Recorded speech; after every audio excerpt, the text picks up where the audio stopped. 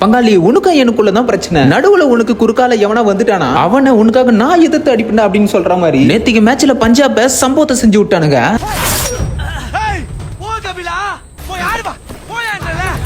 இந்த வீடியோ கொஞ்சம் ஃபுல்லா பார்க்கறதுக்கு முன்னாடி உங்களோட சப்போர்ட் எனக்கு ரொம்ப முக்கியம். கீழ இருக்க ஃபாலோ பண்ண மட்டும் விட்டுறீங்களா? நேத்து மேட்ச்ல மும்பைக்கு பாத்தீங்கன்னா முதல் முறையா நம்ம பும்ரா கேப்டன்சி பண்ணாருங்க. ஃபர்ஸ்ட் இன்னிங்ஸ்ல வந்த பஞ்சாப் பாத்தீங்கன்னா நல்ல ஒரு ஆவரேஜான ஒரு பேட்டிங் பெர்ஃபார்மன்ஸ் விளையாடி 201 ரன் எம்ஐக்கு டார்கெட் கொடுத்திருப்பாங்க. இதை தொடர்ந்து சைனிங்ஸ்ல வந்த எம்ஐ ஒரு வெறித்தனமான ஒரு ஆட்டத்தை ஆனானுங்க. ஏன்னா எம்ஐ தோத்துரும் அப்படின்ற மாதிரி ஒரு ரன் ரேட்ல இருந்தானுங்க. அவனை திலேக்கு ஒரு மைய செல்லக்குட்டி ஆனாங்க பாருங்க ஒரு ஆட்டம். ஒட்டுமொத்த பஞ்சாப் டீமும் சரி அங்க இருந்து ஸ்டேடியத்துல எல்லாருமே சரி அவனை ஒருத்தருமே அரண்டு போயிட்டானுங்க. மும்பை பஞ்சாப் இந்த அளவுக்கு ஒரு தரமான ஒரு சம்பவத்தை செஞ்சு தோக்கடிச்சதுனால இதுக்கு அடுத்து பஞ்சாப் ஆட போற 2 மேட்ச்லயுமே தொடர்ந்து ஜெயிச்சா மட்டும் தான் பிளே ஆஃப்குள்ள போக முடியும். என்னதான் நம்ம பங்காளி எல்லாரும் பிளே ஆஃப்குள்ள வர முடியலனாலும் நம்ம சிஎஸ்கே பிளே ஆஃப்குள்ள போறதுக்கு நம்ம பங்காளிங்க ஹெல்ப் பண்ணிருக்காங்க. பிளே ஆஃப்குள்ள ஃபர்ஸ்ட் போக நினைச்ச டீம் இப்ப தோத்துக்கிட்டு கீழ வந்து இருக்காங்க. பிளே ஆஃப்குள்ளே வராத நினைச்ச டீம் இப்ப வாய்ப்புகள் கிடைச்சு மேல வந்து இருக்காங்க. சரி ஓகே, இப்போ நான் உங்ககிட்ட ஒரு கேள்வி கேக்குறேன், சொல்லுங்க. இந்த சீசன்ல இந்த 2 டீம்ஸ் தான் ஃபைனல்ஸ்குள்ள வந்து மோத போறாங்க அப்படின்னு நீங்க எந்த டீமை சொல்ல வரீங்க? கொஞ்சம் கீழ கமெண்ட்ல சொல்லிட்டு போறீங்களா?